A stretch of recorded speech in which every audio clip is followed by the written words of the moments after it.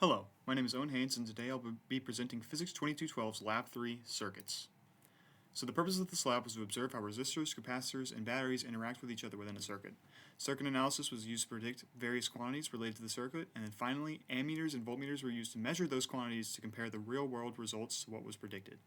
So the ultimate results of this lab was that we found that delta V across a complete circuit will always sum to 0, and increasing the resistance in an RC circuit increases the charging and discharging time of the capacitor. So the fundamental principles used were Kirchhoff's voltage law, which says that the sum of voltages across a loop will sum to 0.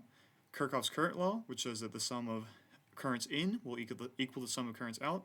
And then the resistor and capacitor delta V relationships. So V equals IR and V equals Q over C. And then also these sums of resistances and capacitances when they're in series and parallel. So we set up this circuit you can see on the left here with two 1.5 volt batteries and two 47 ohm resistors, and then we probed with an ammeter at locations I1 and I2. You can see our real world circuit on the right there.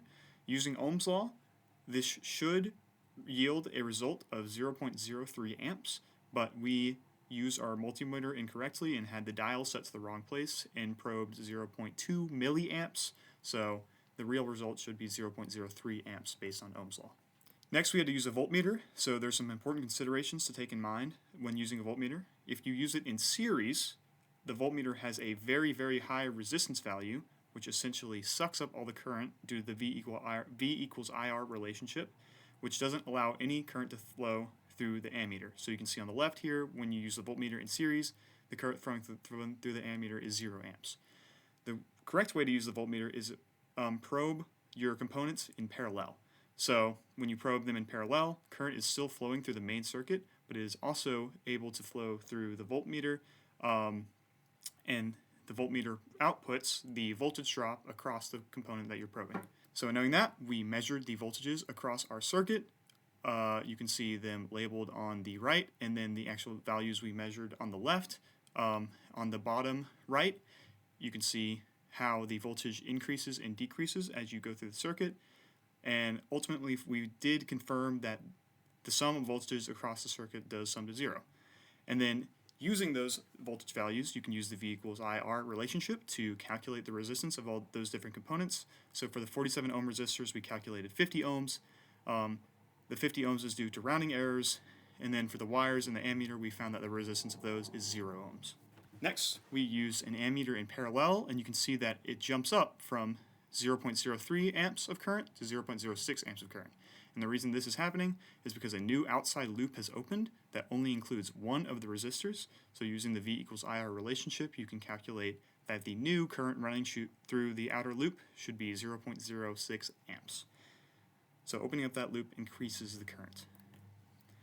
Next, we entered the RC circuit portion of the lab, where we charged and discharged the capacitor. So first we used a 1 farad capacitor with a 1.7 ohm light bulb. Charging the capacitor, we found it took 16 seconds to charge, and discharging the capacitor, we also found it took 16 seconds to discharge. Analyzing this, we use the equation that relates time to the discharging rate of a capacitor, which is seen on the top right. Plugging our values, the initial voltage of 3 volts, the resistance of 1.7 ohms, and the capacitance of 1 farad into that formula yields this graph. And by the looks of the graph, it seems that our voltage decays much faster than the real-world result of 16 seconds. So the potential sources of error due to that could be we were given the value of 1 farad, but we didn't actually probe to find that value, so that capacitance value could be incorrect. And then our errors in stopping and starting the timer, we might have not judged perfectly when the bulb turned on and off. So similarly, we did the exact same process, but this time with a higher resistance bulb. We found that charging the capacitor took 68 seconds, and discharging the capacitor took 64 seconds. So increasing the resistance significantly increased the charging time. So a similar analysis was done using the time dependence capacitance formula, and similarly, it seems to decay much faster than 64 seconds with similar potential sources of error. So, what if you charge the capacitor with no resistor in the circuit? How quickly would our ideal model predict the capacitor to reach full charge? Would this prediction happen in real life? Explain. Use an ammeter to measure how long it takes to charge the capacitor when connected directly to the battery and the ammeter. Discuss why the measured time is different from the predicted time. So in the ideal model, the capacitor would charge instantaneously. Because the sum of voltages around a loop must equal 0, to satisfy V equals IR when resistance is 0, current must be infinity.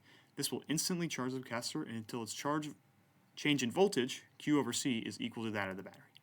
But in reality, the capacitor will not charge instantaneously. This is because there is no material that has exactly 0 resistance. The wires in the circuit have a very low resistance value, but not 0. This is why the capacitor will charge quickly, but not instantaneously.